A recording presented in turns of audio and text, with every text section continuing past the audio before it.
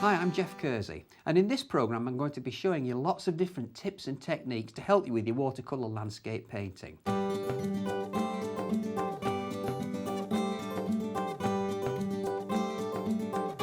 We're now going to look at another scene featuring water. It's a calm lake with some hills in the background and a boat with its reflections. I've started by drawing a little shape for a boat, nothing too much detail, it's quite well into the distance, and I've put some masking fluid onto this and I've masked out the foreground hill where it meets the water. I've already mixed the colours to make sure that the reflections mirror the colour of the sky. So I've got some cobalt blue and rose madder and a grey with cobalt blue, rose madder and burnt sienna.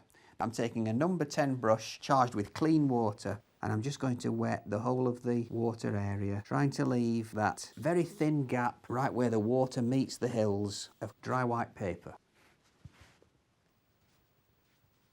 Good bold horizontal strokes to wet the whole of the lake area. Ignoring the boat, I can paint right across it because that's why I've put masking fluid on. And then because the reflections are basically upside down, I'm starting with the lighter of the two colours, the blue, and I'm going to put that first of all with clean horizontal strokes right across the middle of the lake, bringing it right down to the foreground. If I can leave a few little streaks of white paper in it that are sort of glimpsed between the ripples and waves, that will help. Because in the sky, the grey has got the blue behind it, it's painted over the top of the blue. I have to do the same in the water. That's why I brought the blue right down to the foreground before laying the grey mixture over the top of it.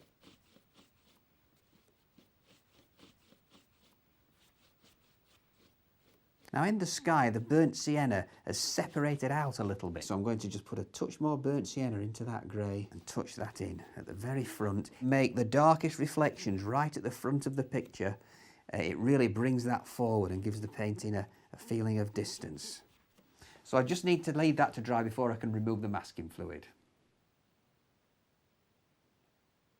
So now that I've removed the masking fluid, I'm just going to take a detailer brush and some more of that rich dark brown, burnt sienna and ultramarine, and I'm just going to break this area up here so these rocks look a bit more realistic. They're looking a little bit neat and tidy, so I'm just breaking that up a bit to where they meet the water.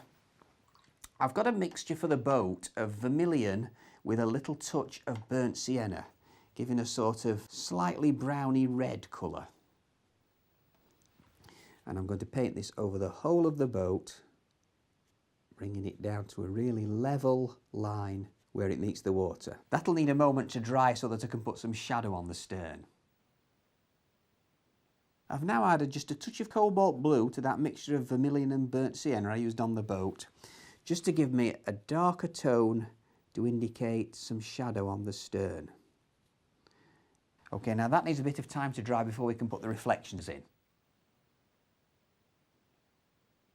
So for the reflections, I've got the same red mixture again of vermilion and burnt sienna, leaving a tiny little line to suggest a few ripples around the base of the boat. And the reflection has to be a very similar shape to the boat itself, but a bit more broken up, to suggest a few ripples and a slight disturbance on the water.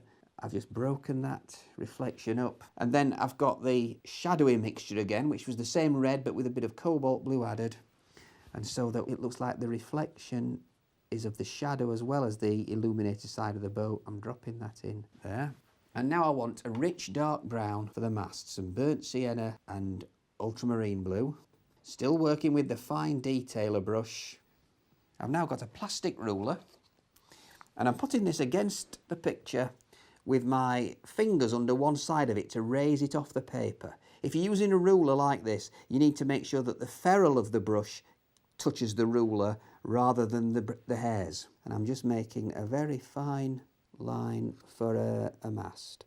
And then that would be reflected in the water, but again, just like the reflection of the boat itself, it's more broken. You can leave a few gaps just to suggest that the shape of the reflection is influenced by the slightly disturbed surface of the water.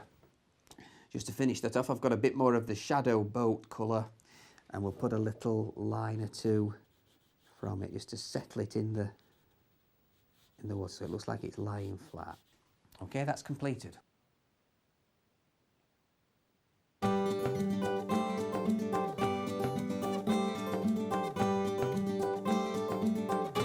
So now let's have a look at some different methods for painting trees. I'm going to show you here how to paint a winter tree where the trunk is all clad in ivy and the branches as well.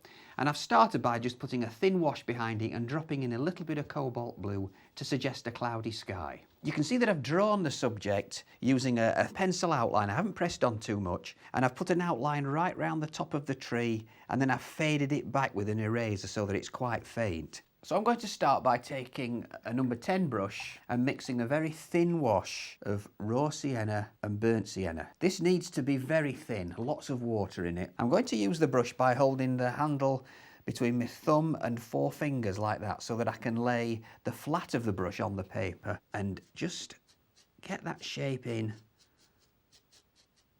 leaving gaps where you can see the sky between the branches. It's not just the outline of the tree, I'm bringing this shape down into the middle as well.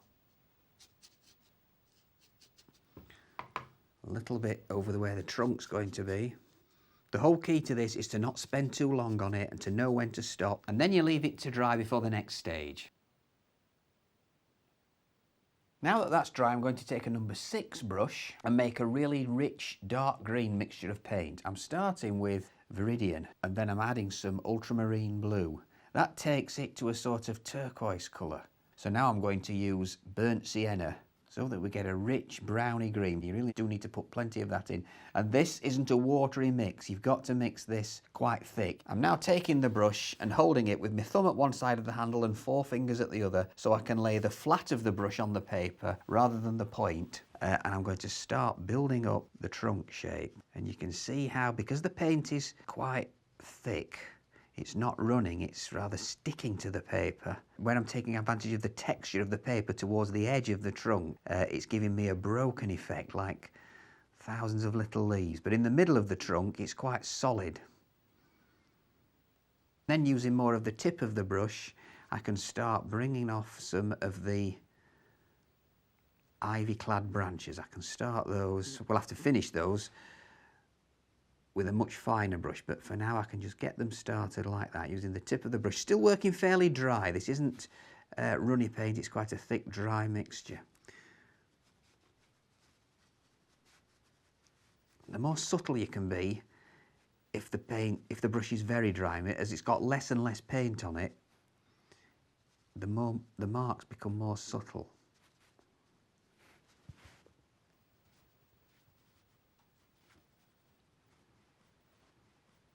Okay, I'm now going to change to a smaller brush. This is a number 2 detailer brush, and I'm mixing a rich dark brown. Same sort of consistency as the dark green, quite thick. Ultramarine blue and burnt sienna. And where I left off painting the branches, I'm now going to carry them on, working out towards the edge of that shape that I put in earlier with the thin wash of raw sienna and burnt sienna. Your brush has to have a really good point for this, so you can get those branches fine enough. And you can charge it up with paint as you start the branch and allow it to run low on paint as it gets towards the edge of the branch, so it deposits less paint and gives you a finer line. And you can see how, as I work along the branch, not only does the line get finer because the brush is running out of paint, I'm actually lifting the brush so that I'm using more of the tip of it, putting less pressure on it towards the edge. Keep an eye on what you're doing and ask yourself, have I done enough? I'm now going to take a different mixture, a bit of raw sienna and burnt sienna, quite a bit thinner, and the tree could look quite realistic but a bit flat if you don't vary the tone and colour, just to give us a bit of variation. And don't forget to bring a few branches out lower down as well. They're not all at the top of the tree. Don't make the tree like a lollipop shape. Try and get a few branches lower down as well. Okay, that needs a bit of drying time.